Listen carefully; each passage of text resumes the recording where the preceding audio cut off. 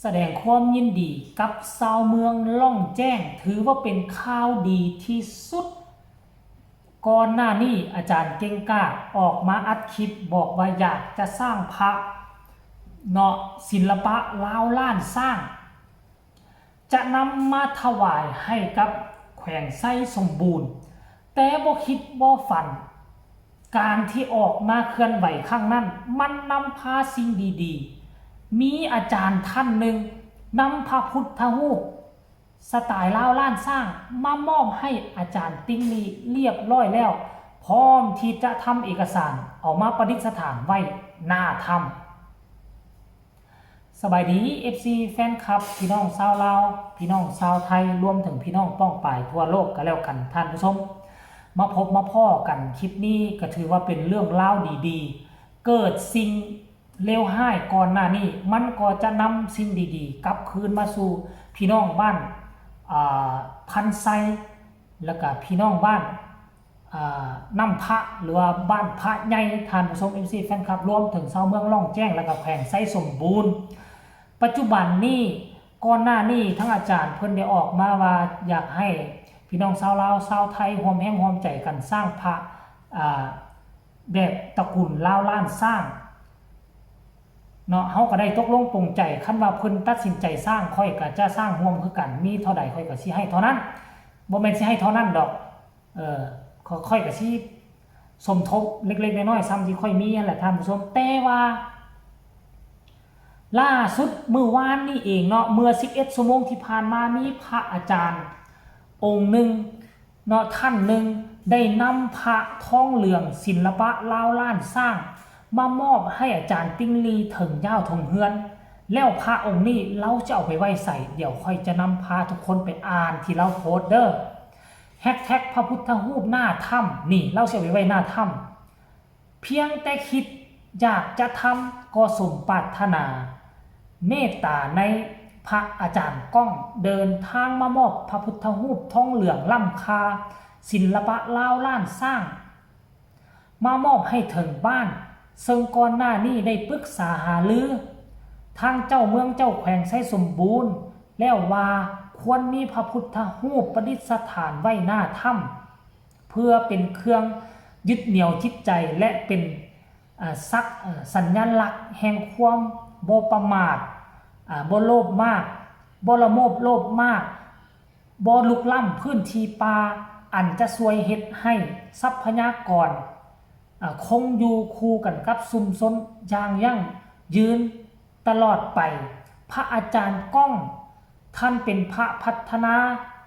และเป็นสายปฏิบัติควบคู่กันงานพระพุทธศาสนาท่านมีผลงานโดดเด่นทุกพื้นที่ในโอกาสนี้เก้ากับผมว่าซั่นเด้ก็คันสิเว้าภาษาลาวก็ในโอกาสนี้ค่อยซะเนาะ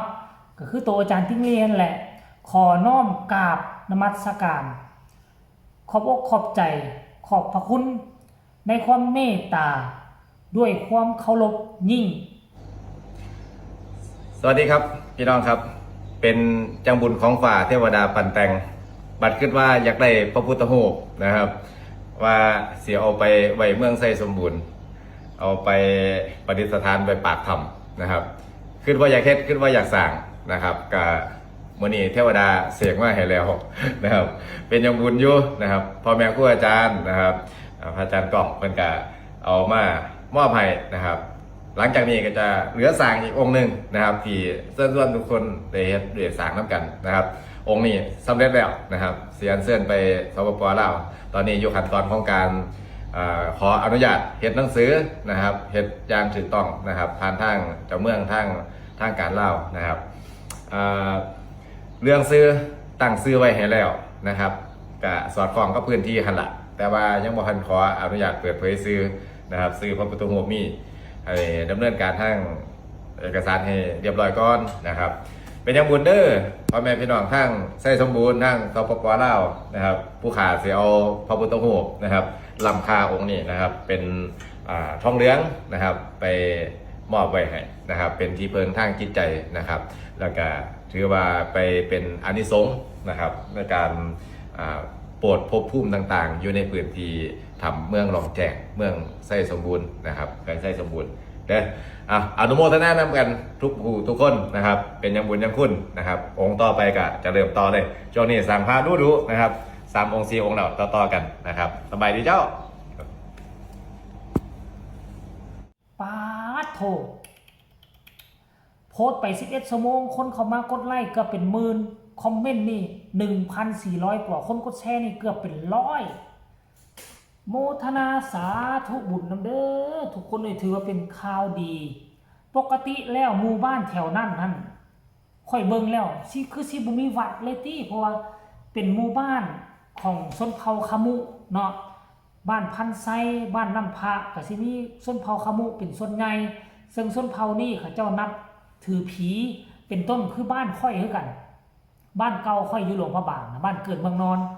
ห่างจากตัวเมืองหลวงพระบางไป40 กิโลเมตรบ่มีวัดอยู่ละแวกอยู่ละแวกนั่นนี่นะประมาณเกือบ8 หมู่บ้าน9 หมู่บ้านบ่มีวัดเพราะว่าเชื่อถือศาสนาพี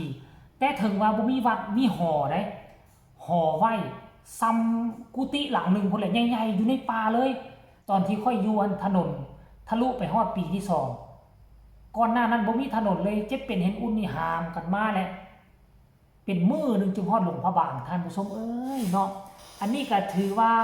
เป็นเรื่องเล่าข้อมูลข่าวสารที่ดีที่สุดอีกอันนึงสำหรับชาวเมืองเปลี่ยนจากกับหมายความว่าจะไปบังคับให้เปลี่ยนศาสนาพีแล้วเชื่อถือได้ทุกศาสนามันมีความดีหมดบ่ว่าศาสนาพีก็ดีคือกันสมัยก่อนบ่มีพุทธก็เชื่อถือพีม่องนั่นก็ว่าพีม่องนี่ก็ว่ามีพีเฮ็ดให้คนย่านแล้วคนก็จะบ่เข้าไปเอาสิ่งของคนก็บ่เข้าไปทำลายป่ามันเป็นการกุศโลบายเฮ็ดให้คนเฮาย่านเกิดความย่านแล้วก็จะมีการอนุรักษ์ไปในโตเนาะบ้านนี้ก็เส้นเดียวกันมันเกิดเหตุการณ์แบบนี้ขึ้นมาทั้งอาจารย์ติ้งลี่ก็อยากให้มีสิ่งยึดเหนี่ยวจิตใจก็เลยประกาศตอนนั้นออกไปแต่ว่าพระเพิ่นเอามาให้ก่อนแต่อาจารย์ติ้งลี่ก็บอกว่าพระโตคิดว่าจะสร้างใส่งบประมาณเกือบ 200,000 นั้นยังจะสร้างอยู่คือเก่าเพราะว่าอยากให้มันเป็นพระที่เกิดขึ้นจากพี่น้องปวงชนลาวและปวงชนไทยร่วมแห่งร่วมใจกันมันจะเป็นสัญลักษณ์สายพัวพันอันแนบแน่นของทีมงานกู้ภัยไทยลาวที่มันจะเกิดขึ้นในอนาคตภายข้างหน้าก็หวังว่าค่อยจะเป็นคนหนึ่งที่มีส่วนร่วมเฮ็ดบุญนำกันท่านผู้ชมอันนี้คือเรื่องเล่าดีๆที่มันเกิดขึ้นเกี่ยวข้องกับเมืองล่องแจ้งเกี่ยวข้องกับถ้ำที่ยังเหลือ2 คนนั้นติดอยู่ก็ขอฝากฝังเอาไว้